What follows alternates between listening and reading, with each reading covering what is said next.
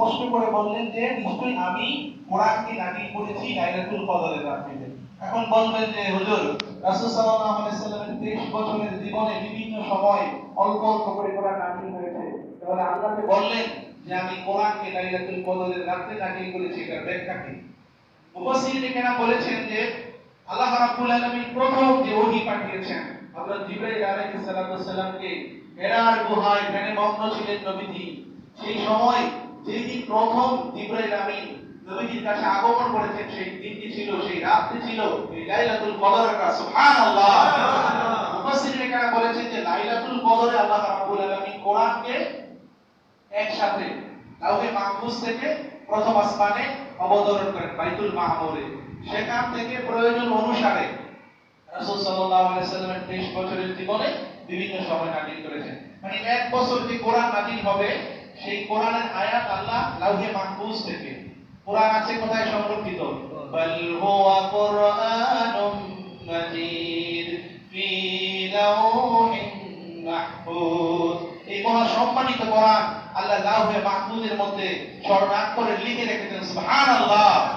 এই লাউহে মাহফুজ থেকে এই লাইলাতুল কদরে আল্লাহ রাব্বুল আলামিন যে পরিমাণ কোরআন এক বছরে নবীজির উপর নাযিল করবেন, সেটা প্রথম আসমানে নাযিল করতেন। সেইখান থেকে জিবরাইল আমিন প্রয়োজন অনুসারে অল্প অল্প করে মুহাম্মদুর রাসূলুল্লাহ সাল্লাল্লাহু আলাইহি ওয়াসাল্লামের উপর নাযিল করেছেন। সুবহানাল্লাহ।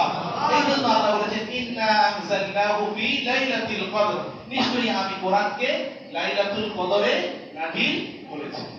এরপরে আল্লাহ রাব্বুল আলামিন বলেন ওয়া মা আদরাকা মা লাইলাতুল কদর। আল্লাহ রাব্বুল আলামিন এরপর প্রশ্নবোধক চিহ্ন করে বললেন ওয়া মা আদরাকা মা লাইলাতুল কদর। বন্ধুগো, হাবিব আপনি কি জানেন লাইলাতুল কদর জিনিসটা কি? আল্লাহ বললেন, তার বন্ধুকে প্রশ্ন করলেন যে বন্ধু আপনার কি জানা আছে, আপনার কি বোধগম্য আছে, আপনি কি জানেন, আপনি কি উপলব্ধি করেন লাইলাতুল কদর কি? তারপর আল্লাহ নিজেই উত্তর করলেন লাইলাতুল কদরি খায়রুম মিন আলফি শাহর। লাইলাতুল কদর হচ্ছে এমন মহামান্বিত রাত্রি, যেই রাত্রিতে ইবাদত করলে আল্লাহ রাব্বুল আলামিন খুশি হয়ে বান্দার আমলনামায় 1000 মাসের চেয়ে বেশি সওয়াব দিয়ে দেয়। সুবহানাল্লাহ। এটা স্পষ্ট করার আয়াত। লাইলাতুল কদরি খায়রুম, লাইলাতুল কদর হচ্ছে উত্তম মিন আলফি শাহর, 1000 মাসের চেয়ে উত্তম। সুবহানাল্লাহ। তাহলে এই রাতে আল্লাহ রাব্বুল আলামিন কোরআন অবতীর্ণ করেছেন বিদায় এই রাতকে আল্লাহ মহিমান্বিত করেছেন। মুফাসসিরিনে কেরাম এই সূরার শানে নজুল বর্ণনা করতে গিয়ে বলেছেন, শুক্রবারেও হালকা আলোচনা করেছিলাম, রাসূল সাল্লাল্লাহু আলাইহি ওয়াসাল্লামের কাছে পূর্ববর্তী জামানার নবীদের উম্মতদের আমল দেখানো হয়েছে। রাসূল সাল্লাল্লাহু আলাইহি ওয়াসাল্লাম দেখলেন যে বনি ইসরাঈলের একজন আল্লাহর ওলি, আল্লাহর একজন বান্দা, সে 1000 বছর হায়াত পাইছে। কয় হাজার বছর? 1000 বছর হায়াত পেয়ে সে সারা দিন রোজা রেখেছে, সারা রাত নফল ইবাদত করেছে। সুবহানাল্লাহ। 1000 বছর। আপনার আমার হায়াত কয় বছর? সর্বোচ্চ 50-60 বছর। রাসূল সাল্লাল্লাহু আলাইহি ওয়াসাল্লাম নিজে একটু চিন্তিত হলেন যে আরে আমার উম্মতের হায়াত কম, আখিরি জামানার উম্মত, আমার উম্মত দুর্বল, তাহলে কিভাবে আমার উম্মতের এই মর্যাদা হবে? অন্যান্য নবীর উম্মতের সাথে আমার উম্মত কিভাবে পাল্লা দিবে? কিভাবে ওই সমস্ত নবীর উম্মতের সাথে আবার উম্মতের আমলনামা তো গরীব হয়ে যাবে, দুর্বল হয়ে যাবে। আল্লাহ রাব্বুল আলামিন তার বন্ধুর মনে কষ্ট সহ্য করতে পারেন না। আল্লাহ রাব্বুল আলামিন জিবরাইল আমিনকে পাঠিয়ে দিয়েছেন যে জিবরাইল তুমি যাও, আমার বন্ধুকে জানিয়ে দাও আমার বন্ধুর উম্মতের জন্য আমি এমন একটি রাত নির্ধারণ করেছি যে এই রাতে ইবাদত করলে আমি আল্লাহ রাব্বুল আলামিন 1000 মাস ইবাদতের সওয়াব দিয়ে দেব। সুবহানাল্লাহ। 83 বছর 4 মাস এক রাত ইবাদত করলে 83 বছর 4 মাস। 83 বছর আমরা বাঁচবো? তাহলে এই রাত মহান্বিত রাত। তারপর আল্লাহ রাব্বুল আলামিন বলেছেন যে এই রাতে ফেরেশতা জিবরাইল আলাইহিস সালাতু ওয়াস সালাম অন্যান্য ফেরেশতা নিয়ে এই পৃথিবীতে আগমন করেন। তানাজ্জালুল মালাইকাতু ওয়ার রূহু, যে ফেরেশতা এবং রূহ পবিত্র আত্মা। এই ফেরেশতা বলতে সমস্ত ফেরেশতা বোঝানো হয়েছে, আর রূহ বলতে হযরত জিবরাইল আমিনকে বোঝানো হয়েছে। হযরত জিবরাইল আমিন এই রাতে যখন মাগরিব হয়ে যায়, তখন এই রাতে লাইলাতুল কদরের রাতে সমস্ত ফেরেশতাদের দল নিয়ে পৃথিবীতে নেমে আসে। সে একটি সবুজ পতাকা নিয়ে আসমান থেকে রহমতের ডালি নিয়ে আল্লাহ রাব্বুল আলামিনের ক্ষমা নিয়ে রহমত নিয়ে পৃথিবীতে আগমন করে। সুবহানাল্লাহ। এই ফেরেশতারা এসে তাদের সবুজ পতাকা বাইতুল্লাহ শরীফের উপর স্থাপন করে, কাবা শরীফের উপর স্থাপন করে। তারপর এই ফেরেশতারা সারা পৃথিবীময় ভ্রমণ করতে থাকে। যেখানে কোনো আল্লাহর বান্দা সিজদা দেয়, কোন আল্লাহর বান্দা বসে থাকে, কোন আল্লাহর বান্দা দোয়া করে, ওই আল্লাহর বান্দার দোয়ার সাথে সাথে ওই ফেরেশতারা আমিন আমিন বলতে থাকে। সুবহানাল্লাহ। হাত্তা মাতলাইল ফাজর সালামুন। এই রাতে আল্লাহ রাব্বুল আলামিন শান্তি বর্ষণ করেন। কি বর্ষণ করেন? শান্তি। সালামুন হিয়া হাত্তা মাতলাইল ফাজর। ফজর উদয় হওয়া পর্যন্ত আল্লাহর পক্ষ থেকে এই ফেরেশতারা শান্তির কামনা করতে থাকে। আল্লাহ অগণিত শান্তি রহমত এই বান্দাদের প্রতি আল্লাহ রাব্বুল আলামিন দিতে থাকে। সুবহানাল্লাহ। এই রাতে ইবাদত করলে আরো কি হয়? قال رسول الله صلى الله عليه وسلم من قام في ليلة القدر إيمانا واحتسابا। নবীজি বলেছেন যে ব্যক্তি লাইলাতুল কদরের রাতে জেগে ইবাদত করবে ঈমানাও ওয়া ইহতিসাবান গুফিরা লাহু মা তাকাদ্দামা মিন যামবিহি। যে আল্লাহ রাব্বুল আলামিনের কোন বান্দা যদি এই রাতে সারা রাত জেগে ইবাদত করে তাহলে আল্লাহ রাব্বুল আলামিন তার পিছনের যত গুনাহ আছে সব যা গুনাহ আছে সব মাফ করে দেয়। সুবহানাল্লাহ। কিন্তু শর্ত হচ্ছে দুইটা, ঈমানাও ওয়া ইহতিসাবান। এক নাম্বার হচ্ছে ঈমান থাকতে হবে। কি থাকতে হবে? বলেন কি থাকতে হবে? আমাদের কি ঈমান আছে? বিশ্বাস করি আমরা? তাহলে আরেকটা আমরা করতে হবে ইহতিসাবান। আল্লাহর কাছে সওয়াবের নিয়ত করতে হবে যে আল্লাহ প্রতিদান দিবেন, আল্লাহ সওয়াব দিবেন। ঈমান থাকতে হবে এবং সওয়াবের নিয়ত করতে হবে। রাসূল সাল্লাল্লাহু আলাইহি সাল্লাম আম্মা জান আয়েশা সিদ্দিকা রাদিয়াল্লাহু তাআলা আনহা বললেন, ইয়া রাসূলুল্লাহ, ইয়া হাবিবাল্লাহ, আমি যদি বুঝতে পারি যে এটা লাইলাতুল কদরের রাত তাহলে আমি কি করব, কি দোয়া করব? আল্লাহ রাসূল বললেন, আল্লাহুম্মা ইন্নাকা আফুউন তুহিব্বুল আফওয়া ফাআফু আননি। যে তুমি দোয়া করবে আয়েশা যে হে আল্লাহ, আপনি ক্ষমাশীল, আপনি ক্ষমাকে ভালোবাসেন, আল্লাহ দয়া করে মায়া করে আমাকে ক্ষমা করে দেন। এখন আসেন, এটা ইস্তেগফার। এটা কি? এটা ওয়ান কাইন্ডস অফ ইস্তেগফার, এক ধরনের ক্ষমা চাওয়া আল্লাহর কাছে। তাহলে ক্ষমার তিনটা শর্ত আছে। আল্লাহর কাছে ইস্তেগফার করার তিনটা চারটা শর্ত আছে। এক নাম্বার শর্ত হচ্ছে পূর্ববর্তী যে পাপ করেছি আমি, সেই পাপের জন্য নিজের ভিতরে অনুশোচনা আনা। কি আনা? মুসলিম শরীফের হাদিস, আল্লাহ রাসূল সাল্লাল্লাহু আলাইহি ওয়াসাল্লাম বলেছেন যে মুমিন ব্যক্তি পাপকে বড় পাহাড়ের মতো মনে করে, যে পাহাড়টা তার মাথার কাছে আছে, যে কোনো সময় ভেঙে তার মাথায় পড়ে যেতে পারে। মুমিন ব্যক্তির মন একটা পাপ করে ফেললে মনে হয় যে একটা বড় পাহাড় দাঁড়ায় আছে, এই পাহাড় যে কোনো সময় আমার উপর ভেঙে পড়তে পারে।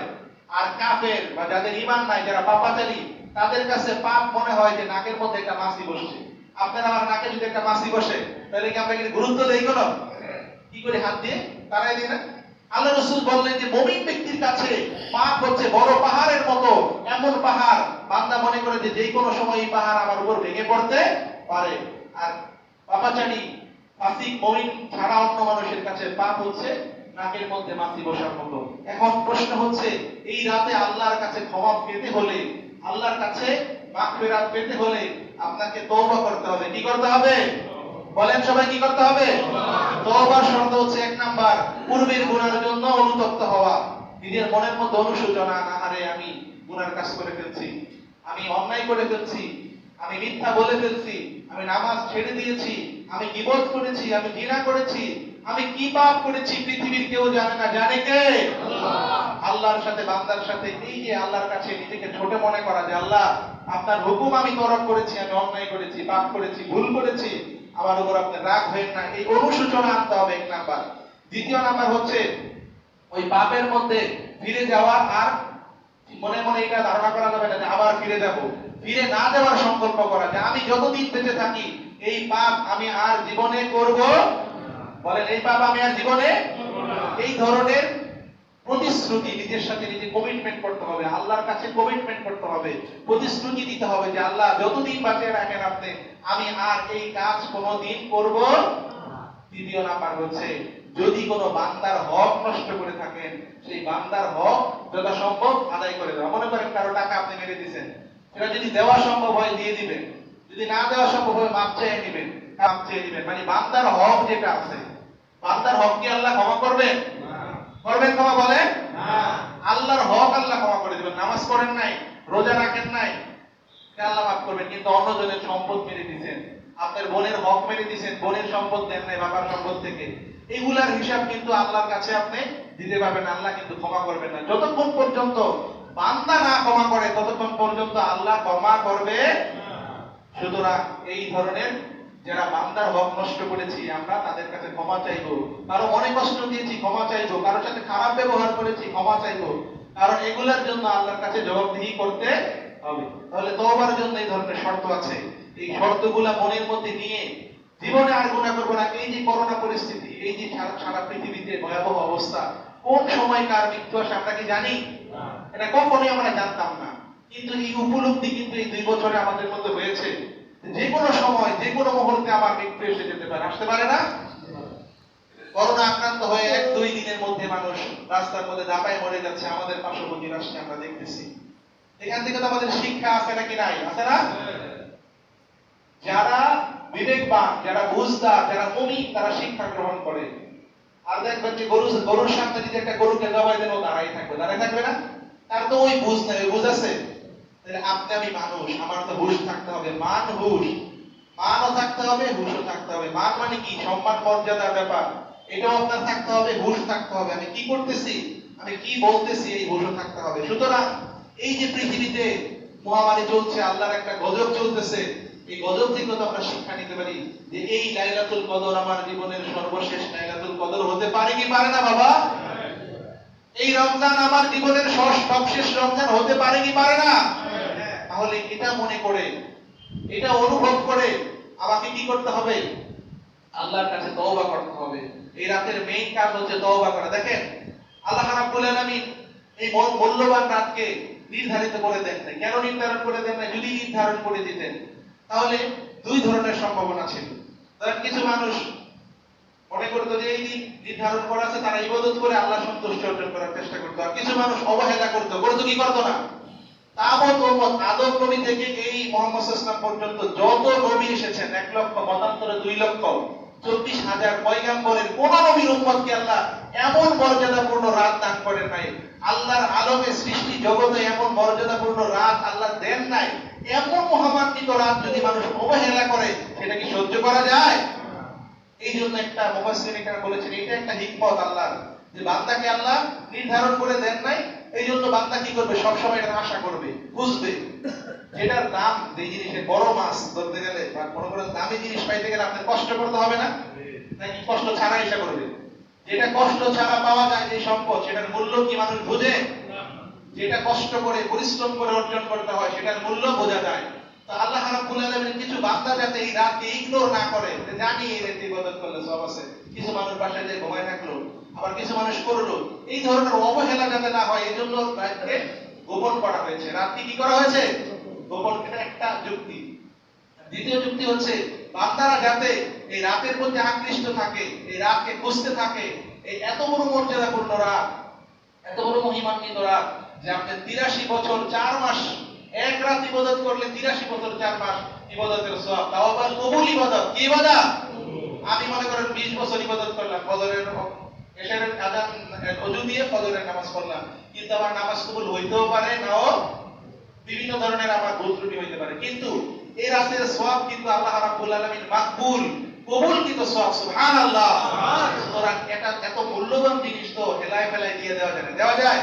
রাসূল সাল্লাল্লাহু আলাইহি ওয়াসাল্লাম এই জন্য বলেছেন তাহাররু লাইলাতুল কদর, তোমরা লাইলাতুল কদর তালাশ করো রমজানের শেষ দশকে। রমজানের শেষ, এটা একটা হাদিস। দ্বিতীয় হাদিস হচ্ছে রাসূল বলেছেন রমজানের বিজুর রাত্রিগুলোতে, শেষের বিজুর রাত্রিগুলোতে তোমরা তালাশ করো।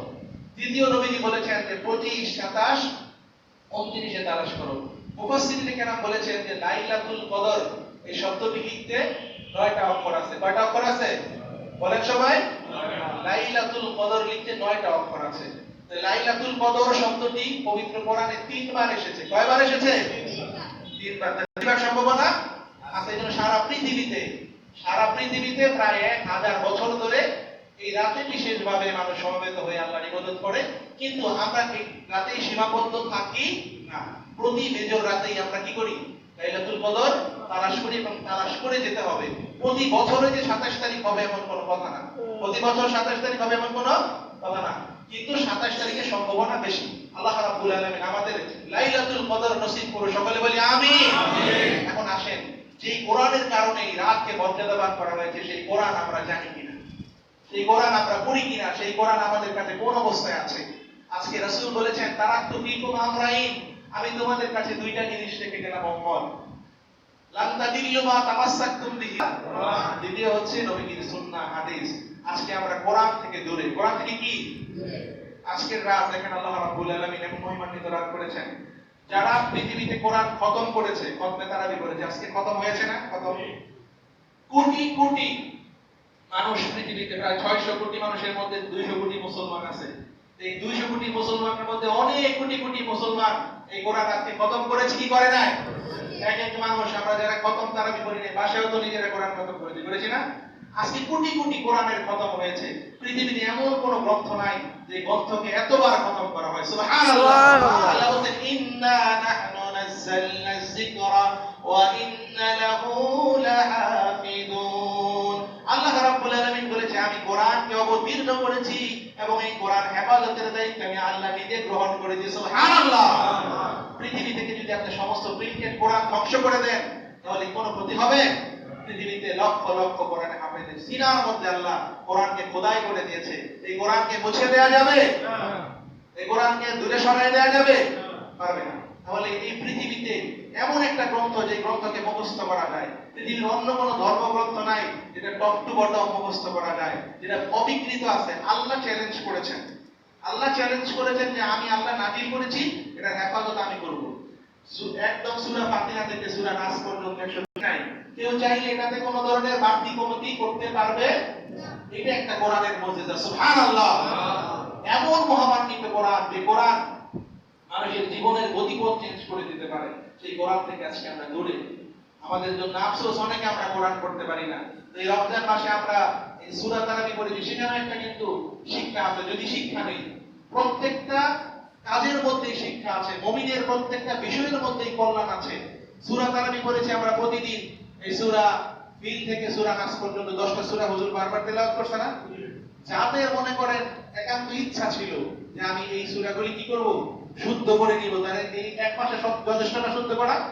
এই সুযোগ কয়জনে কাজে লাগাইছে? খালি আজকে আর সময় পার করছি, কি করছি? খালি ঘড়ির কাজ দিছি, কয় মিনিট আছে, ঠিক না? কিন্তু আমি যদি চিন্তা করতাম যে আমি এই সূরাটা পারি, কিন্তু আমার শুদ্ধ হচ্ছে কিনা, এই সেন্স থেকে যদি আমি কোরআনের এইটা শুনতাম, তাহলে কি আমার শুদ্ধ হইতো কি হইতো না? তাহলে এখনো সুযোগ আছে 3-4 দিন। আপনি একটা কাজ করতে পারেন, যারা এটা করেছেন হুজুরের কাছে এসে শোনাবেন একসাথে, হুজুর আমার 10টা সূরা হয় কিনা, বাবার এই সূরাটা শুদ্ধ হয় কিনা একটু শুনেন। যেহেতু আপনি 1 মাস শুনেছেন, একটা জিনিস শুনতে শুনতে মুখস্থ হয়ে যায় না? এই গান, বিভিন্ন জায়গায় গান বাজে, আপনি মনে করেন গান মুখস্থ করতে চান নাই, কিন্তু শুনতে শুনতে কি মুখস্থ হয়ে যায় না? তাহলে ওইটা যদি মুখস্থ হয়, যে সূরাগুলি আমরা প্রতিনিয়ত নামাজে পড়ি, এই সূরাগুলি সুমধুর সূরা আমরা এখানে শুনছি, এগুলো আমরা মুখস্থ হয়ে যাওয়ার কথা। যাদের অশুদ্ধ আছে শুদ্ধ করে নেবেন। প্যারা হাজিরিন, কোরআন আল্লাহ কেন নাজিল করেছেন? আল কোরআন দাস্তুরুনা, কোরআন হচ্ছে জীবনের সংবিধান। কোরআন আমাকে শিক্ষা দেয় আমি কিভাবে চলবো, কিভাবে হাঁটবো, কিভাবে বসবো, কিভাবে আমার জীবন চালাবো, কিভাবে আমার সংসার মেইনটেইন করব, আমার স্ত্রীর সাথে কি ধরনের সম্পর্ক হবে, আমার সন্তানের সাথে কি ধরনের সম্পর্ক হবে, যাবতীয় জন্ম থেকে মৃত্যু, রান্নাঘর থেকে সংসদ ভবন পর্যন্ত, একদম জাতিসংঘ পর্যন্ত চালানোর মতো সমস্ত ফর্মুলা কোরআনুল কারিমেতে আছে। সুবহানাল্লাহ। কিন্তু সেই কোরআনের অনুবাদ আমরা জানি না। জানি কোরআন কিছু কিছু মানুষ আমরা পড়তে পারি, পরে আবার এটা পেশায় বুকের মধ্যে রেখে আবার তাকে রেখে দেই। রমজান মাস শেষ হয়ে গেছে, ধুলাবালি পরে আবার আস্তর জমে যাবে, যাবে না? এই জন্য কি কোরআন পাঠাইছেন আল্লাহ? কোরআনের প্রত্যেকটি লাইন বুঝতে হবে, আল্লাহ কি বলেছেন সেটা আপনার জানতে হবে। ধরেন আপনার মালিক, আপনি সৌদি আরবে চাকরি করেন, সৌদি আরব থেকে বাংলাদেশে আসছেন, আপনার মালিক একটা আরবিতে বড় চিঠি লিখে পাঠাইছে আপনাদের, তো এটা কোনো নোটিশ দিছে হয়তো, বা ভালো খবর দিছে, মন্দ খবর দিছে। আর আপনি যদি না পড়তে পারেন, তাহলে কি বুঝবেন? আপনি বুঝবেন? গালিও দিতে পারে, আবার পুরস্কারও দিতে পারে, আছে না? আপনি কোম্পানি থেকে আসছেন, 3 মাসের ছুটি, আপনার 2 মাস হয়েছে, চিঠি পাঠাইছে। এমন হইতে পারে যে তুমি তাড়াতাড়ি চলে আসো, আবার হইতে পারে যে তোমার আর আশা লাগবে না, হইতে পারে এরকম। আপনি যদি না জানেন, অর্থ না বোঝেন, তাহলে কি আপনি বুঝতে পারবেন, অনুধাবন করতে পারবেন? ঠিক তেমনি কোরআন আল্লাহ রাব্বুল আলামিনের কালাম। নবীজি বলেছেন, যে যে কোরআন পাঠ করে সে আল্লাহর সাথে কথা বলে, সুবহানাল্লাহ। তাহলে আল্লাহ আপনার সাথে কি কথা বললো সেটা যদি আপনি না বোঝেন তাহলে কি মজা পাবেন? পাবেন? মহা মালিক, মহা সম্মানিত মালিক, যিনি আমাকে সৃষ্টি করেছেন, যার দয়ায় আমি বেঁচে আছি, যিনি আমার সবচেয়ে পরম বন্ধু, পৃথিবীর সমস্ত মানুষের চেয়ে আল্লাহ বান্দাকে বেশি ভালোবাসে, সুবহানাল্লাহ। ভালোবাসাকে আল্লাহ রাব্বুল আলামিন 100 ভাগ করেছেন। কয় ভাগ করেছেন? 100 ভাগ করে এক ভাগ এই পৃথিবীতে দিয়েছেন, আর 99 ভাগ আল্লাহ রিজার্ভ করেছেন বান্দার জন্য, সুবহানাল্লাহ। আল্লাহর বান্দা যদি আল্লাহকে একবার আল্লাহ বলে ডাক দেয়, আল্লাহ রাব্বুল আলামিন 10 বার বলে মানিল না, ও বান্দা তোমার কি হয়েছে, সুবহানাল্লাহ। কিন্তু আমরা আল্লাহকে ডাকি, ডাকতে চাই না। আল্লাহকে একবার ডাকলে আল্লাহ 10 বার সাড়া দেন। আর আল্লাহ রাব্বুল আলামিন ভালোবাসাকে এক ভাগ করে পৃথিবীতে পাঠালেন। সেই ভালোবাসার জন্য বয়ফ্রেন্ডের জন্য গার্লফ্রেন্ড গলায় দড়ি দিয়ে মরে যায়, যায় কি যায় না? রেলগাড়ির নিচে পড়ে মরে যায়, যায় না? 1% ভালোবাসার জন্য। আর 99% ভালোবাসা আল্লাহ রিজার্ভ রেখেছেন। বান্দা তুমি যত গুনাহ করো, যত অপরাধ করো, তুমি ফিরে আসো। কুল ইয়া ইবাদিয়াল্লাযীনা আসরাফু আলা আনফুসিহিম লা তাকনাতু মির রাহমাতিল্লাহ।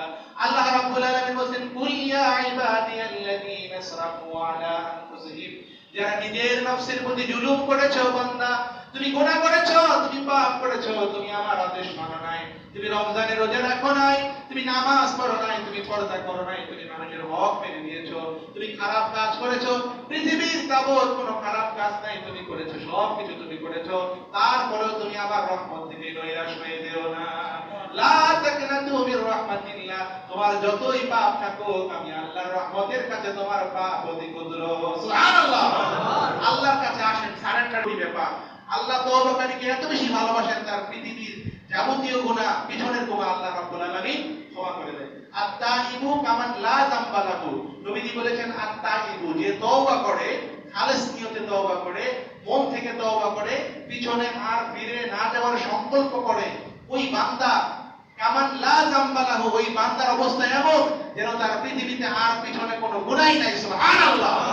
রাসূল সাল্লাল্লাহু আলাইহি ওয়াসাল্লাম বলেছেন, যারা 1 মাস রোজা রাখবে, 1 মাস যারা ঠিকমতো রোজা রাখবে, রাতে তারাবির নামাজ পড়বে, তাহাজ্জুদ নামাজ পড়বে, ঈদের দিন আল্লাহ রাব্বুল আলামিন ওই বান্দাকে এমন ভাবে পবিত্র করে দিবে যেন বান্দা সেই দিন সদ্য ভূমিষ্ঠ হয়েছে, সুবহানাল্লাহ। তাহলে এই রমজানুল কারীম, রমজানুল মুবারক আমার কাছে আসছিল রহমতের বাণী নিয়ে, মাগফিরাতের সওগাত নিয়ে, নাজাতের উসিলা হয়ে আমার কাছে এসেছিল। আমি রমজানকে কতটুকু সদ্ব্যবহার করতে পেরেছি, আমি রমজানকে কতটুকু ব্যবহার করতে পেরেছি। রাসূল বলেছেন, রাদিবা আনহু, ওই ব্যক্তির নাক ধুলাই মলিন হোক, ওই ব্যক্তি ধ্বংস হোক, যে রমজান পাইলো কিন্তু জীবনের গুনাহ মাফ করাইতে। ও ভাই, আমি কি জানি আমার গুনাহ মাফ হইছে কিনা? যেহেতু আমি জানি না, প্রতি মুহূর্তে আমার মনের মধ্যে ভয় থাকবে, আরে আমার গুনাহ কি মাফ হইছে কিনা। এই চিন্তা, এই ফিকির, এই অনুশোচনা, এই অনুভব যদি নিজের মনের মধ্যে থাকে, আশা করা যায় আল্লাহ রাব্বুল আলামিন আমাদের ক্ষমা করে দিবেন। দিতে পারি কিনা? আল ঈমানু বাইনাল খাউফি ওয়ার রাজা, আল্লাহর ভয় থাকতে হবে, আল্লাহর রহমতের আশাও করতে হবে। সুতরাং আজকের দিন থেকে যতটা দিন আছে, আর 4-5 দিন যায় আছে, এতদিন নামাজ পড়ে না, ছুটে গেছে, সেটা আপনি সংশোধন করেন যে রমজান ছুটে যাচ্ছে চলে, আমার কাছে রমজান এসেছিল, সেই রমজান চলে যাচ্ছে, আমি মর্যাদা দিতে পারছি কিনা?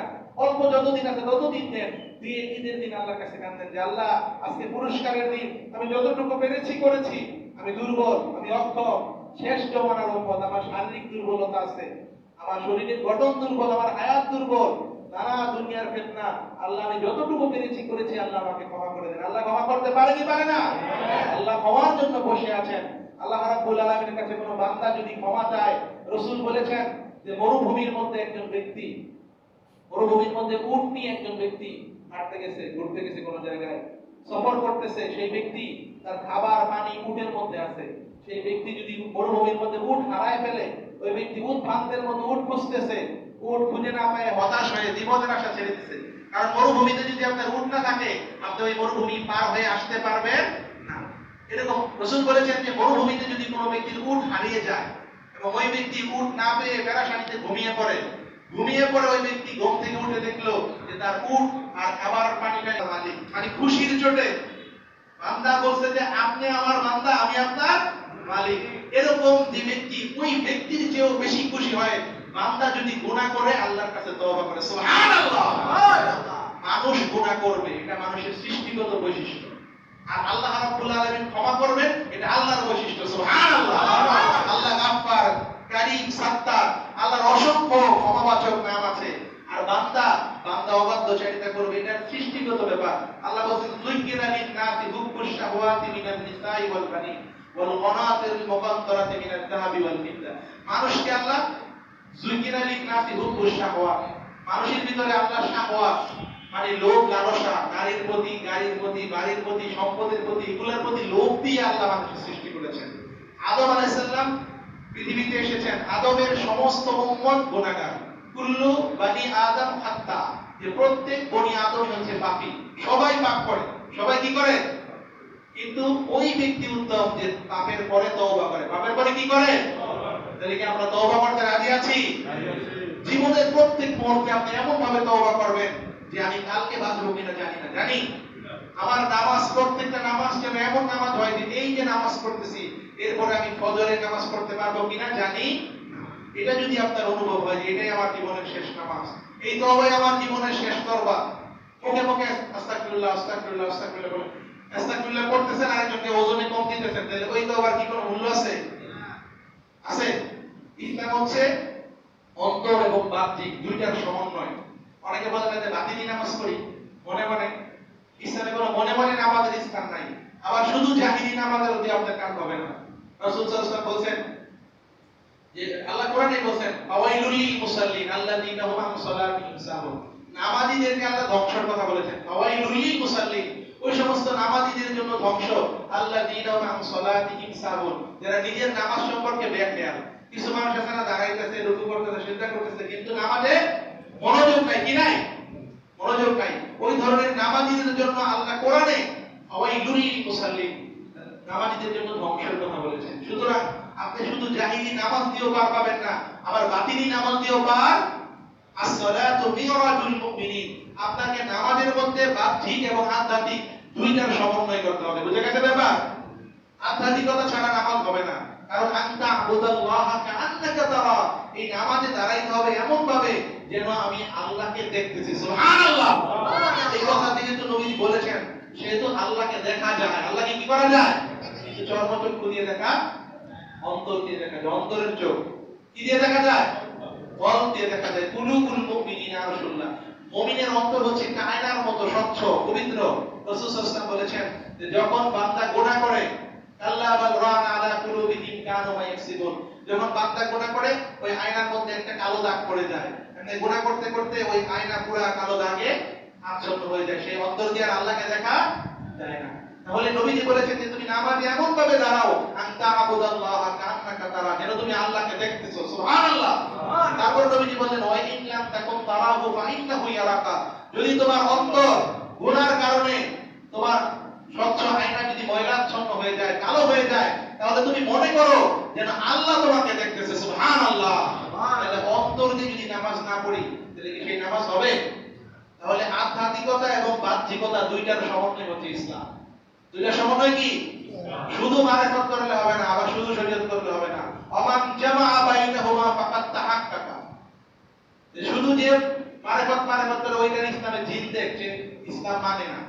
যে আপনি যদি যে শরীয়তের নামাজ আছে সেই নামাজকে মানতে হবে, আবার শুধু আপনি বাহ্যিক নামাজ পড়লেন যেখানে রুহানিয়াত নাই, মনোযোগ নাই, সেই নামাজ আপনাকে ফাওয়াইলুল লিল মুসাল্লিন, ওই নামাজীদের জন্য আল্লাহ ধ্বংসের কথা বলেছেন। তাহলে ওমান জামা বাইনাহুমা, নামাজের বাহ্যিক সুন্দর করতে হবে, নামাজের আধ্যাত্মিক সুন্দর করতে হবে, তাহলে সেই নামাজ হবে ফাকাত তাহাক্কাকা, প্রকৃত নামাজ, এবং সেই নামাজ হবে as-salatu মিরাজুল মুমিনিন, সেই নামাজ আল্লাহর সাথে আপনার সাথে কি হয়ে যাবে?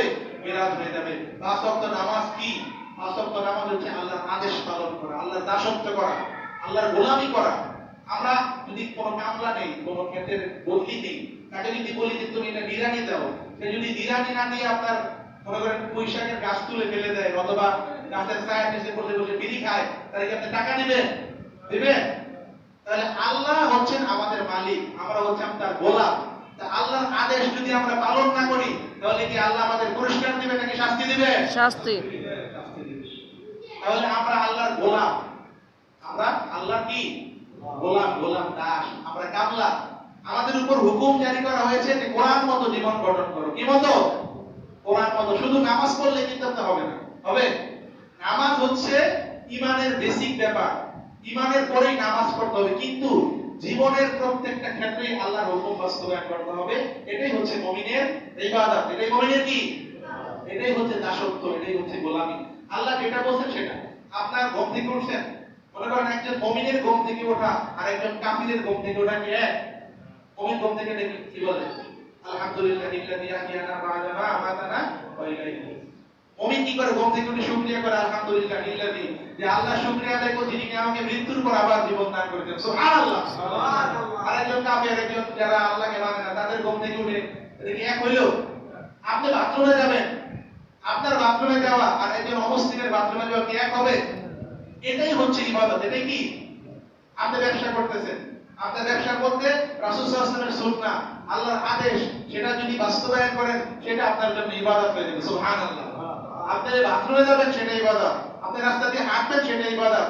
যদি রাসূল সাল্লাল্লাহু আলাইহি ওয়াসাল্লামের তরিকায় সেই ইবাদত কাজটা করেন তাহলে সেটা ইবাদত হয়ে যাবে। সারা দিন তাসবিহ জপলেন সেটাই কিন্তু ইবাদত না। নিজের জীবনের প্রত্যেকটি কাজকে আল্লাহর হুকুম মতো করাই হচ্ছে ইবাদত। বুঝা গেছে? ইবাদতের সংজ্ঞা কি? আমার জীবনের যাবতীয় কাজকে আল্লাহর হুকুম মতো করা। কার হুকুম মতো করা? এটাই হচ্ছে ইবাদত। শুধু নামাজ, রোজা, হজ, যাকাত এগুলো আনুষ্ঠানিকতার নাম ইবাদত না। ইবাদত হচ্ছে দায়ী। 24 ঘন্টাই আমি আল্লাহর গোলাম। 24 ঘন্টা আমি কি? আমি ঘুমানো অবস্থায় আল্লাহর গোলাম, জাগ্রত অবস্থায় আল্লাহর গোলাম। আল্লাহর গোলামের কাজ হচ্ছে আল্লাহর আদেশ পালন করা। আল্লাহ রাব্বুল আলামিন আমাদেরকে আল্লাহ রাব্বুল আলামিনের আদেশ উত্তর দেওয়ার কোন উপায় আছে? আছে? এক মাস আপনাকে মনে করেন কাজে নেওয়া হয়েছে, এক মাস পরে আপনি বেতন আনতে গেছেন, আপনার কাজ দেখে তারপর আপনাকে বেতন দেওয়া হবে না? আপনি যদি কাজ সঠিকভাবে না করেন তাহলে কি আপনাকে দেওয়া হবে? ঈদের দিনকে বলা হয়েছে ইয়াউমুল জাযা। ঈদের দিন আল্লাহ বান্দার পুরস্কার দিবেন। কি দিবেন? রেজাল্ট দিবেন। কি দিবেন? যারা ভালো ফলাফল করবে তাদের আমরা প্রাইজ দেই না? এই যে পরীক্ষার সময় কি দেই? প্রাইজ দেই না? তাহলে এই ঈদের দিন হচ্ছে, ঈদুল ফিতরের দিন হচ্ছে আসমানে এই দিনকে বলা হয়েছে ইয়াউমুল জাযা, প্রতিদান দিবস। কি দিবস? তাহলে এই রমজানে যদি আপনি আল্লাহর হুকুম মতো চলে থাকেন, আল্লাহর হুকুম মতো জীবন যাপন করে থাকেন, তাহলে আপনি ঈদের দিন পুরস্কার পাবেন। কি পাবেন? সেই পুরস্কারের জন্য নিজেকে প্রস্তুত করে এখানে এসে দিতে হবে। পুরস্কার নেওয়ার জন্য সেই মন তৈরি করে আসেন। আরেকটা বিষয়, রমজান শেষ হয়ে যাচ্ছে, এই রমজানের শিক্ষাকে বাস্তব জীবনে কাজে লাগাইতে হবে। এই রমজানুল মুবারক আসে আমাদেরকে গ্রেজে তোলার জন্য। ধরেন একটা গাড়ি 1 বছর চালাইলে তারপরে গ্যারেজের মধ্যে নিয়ে মোবিল টোবিল দেওয়া লাগে, ইঞ্জিন খুলে ঠিক করা লাগে না? এই রমজানুল মুবারক মুমিনের জীবনে আসে এরকম গ্যারেজে তোলার মতো, অথবা ডকিয়ার্ডে তোলার মতো। সারা বছর লঞ্চ চলেছে, এই লঞ্চের কোন জায়গায় কি নষ্ট হয়েছে সেখানে বসে বসে ঠিক করে। ঠিক করে কিনা? একজন মুমিন সারা বছর জীবন যাপন করতে যে বিভিন্ন অন্যায় অপরাধ হয়ে যায়, সেইগুলা অন্যায় অপরাধ যা কিছু হয় সেগুলা তওবা করে সুন্দর করে নিজের চরিত্রের খারাপ দিকগুলাকে রং করা হয় এই রমজানুল মুবারকে। ঠিক কিনা বলেন? এই শিক্ষা মতন যদি আপনি 11টা মাস চলতে পারেন, তাহলেই এই রমজানের শিক্ষা আপনার জীবনে বাস্তবায়ন হয়েছে বলেই আমরা মনে করি। এবং মনে করি এটাই আপনাকে নাজাতের পথে নিয়ে যাবে। 1 মাস যেমন আপনি নামাজ পড়েছেন, আল্লাহকে ভয় করেছেন, 11 মাস ভয় পাইতে হবে না? 1 মাসে কি নামাজ পড়স? 11 মাস নামাজ পড়স না? সব সময় নামাজ পড়ো, সব সময় আল্লাহর ভয়। যে রোজা রাখছেন, পানি খাইতে গেলে মনে হচ্ছে যে না আমি খাবো না। ফেসবুক একটা দেখলাম যে কি করতেছে, যে আইফোন দেওয়া হবে যদি রোজা ভেঙে ফেলে। কোন জায়গায় এরকম করছে। কিন্তু মুসলমান কিন্তু, যদি ওটা ভিডিও করছে তার ভিউয়ার বাড়ানোর জন্য করছে, কিন্তু কোন মুসলমান কি টাকার লোভে রোজা ভেঙে ফেলবে? ভেঙে ফেলবে? ভাঙবে না। গরিব মানুষ যেমন আবার রিকশা চালায়, তারাও যদি বলে যে 1000 টাকা দিব, রোজাটা ভেঙে ফেলবে, কিন্তু রোজা ভাঙবে? আর রোজা তো আল্লাহর জন্য রাখা হয়। কার জন্য রাখা হয়? সুবহানাল্লাহি ওয়া বিহামদিহি। এই যে চেতনা যে আমি আল্লাহর ভয়ে রোজা রাখতেছি, আল্লাহর ভয়ে পানি পান করতেছি না, আল্লাহর ভয়ে যেমন আমি ওযু করতে গেলে, কুলি করতে গেলে চিন্তা করি যে গরম করা গলে যদি পানি ভিতরে চলে যায়, পৃথিবীর কোনো মানুষ কি দেখবে গরম গরম পানি ভিতরে গেলে? এই অনুভূতি তো আল্লাহ এবং বান্দার মধ্যে একান্ত থাকে, থাকে কিনা? তাহলে শুধু এই রোজার পানি গিলার অনুভূতি না, পৃথিবীর যাবতীয় কাজ করার অনুভূতি। আপনি একটা জিনিস, একটা সরকারি কর্মকর্তা ফাইল সিগনেচার করতেছেন, আপনি কি ঘুষ খাইতেছেন কিনা? ওই যে ঘুষ খাইতেছেন অনৈতিক ভাবে, তখনও কিন্তু আল্লাহর অনুভূতি আনতে হবে। ওই যে পানি গিলার মতো, যে পানির একটা ফোঁটা ভিতরে গেল কিনা, যে আল্লাহ আমি কি মানুষকে ঠকাইলাম কিনা, আমি কি মানুষের হক মেরে খাইলাম কিনা, মানুষের মনে কষ্ট দিলাম কিনা, আমি কি মাপে কম দিলাম কিনা। যখন আমি ওজন করব, আমি পানি গিলার সময় যেমন চিন্তা করি আমার এক ফোঁটা পানি যাতে না যায়, ওজন করার সময় মনে করবো যে আমার পাটখানার দিকে বেশি থাকো কম থাকো, কিন্তু আমার কাস্টমারের পাল্লার দিকে কি থাকো বেশি থাকো। আমি তার কাছে কোনো ধরনের দায়বদ্ধ থাকতে চাই না। এখানে হিসাব করতে হবে। কি করতে হবে? ব্যক্তি জীবনের সব জায়গায় এই আল্লাহর ভয়কে আল্লাহ রাব্বুল আলামিন কেন বলেছেন কুতিবা আলাইকুমুস সিয়ামু কামা কুতিবা আলাল লাযিনা মিন ক্বাবলিকুম লাআল্লাকুম তাত্তাকুন। এই রোজার প্রকৃত শিক্ষা হচ্ছে আল্লাহর ভয়। আল্লাহর কি?